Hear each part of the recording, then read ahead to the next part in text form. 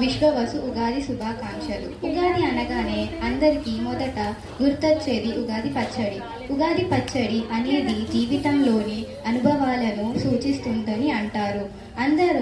అందులో వేసే ఒక్కో రుచికి జీవితంలోని ఒక్కో భావానికి ప్రతీక అని చెబుతున్నారు. అందుకే ఉగాది పచ్చడిలోని షడ్రుచులు అర్థం తెలుసుకుంటే జీవితం ప్రమార్థం అర్థమైనట్టేనని అంటున్నారు. మరి అవి ఏంటో తెలుసుకుందాం. తీపి, చేదు, పులుపు, కారం, ఉప్పు మరియు వగరు.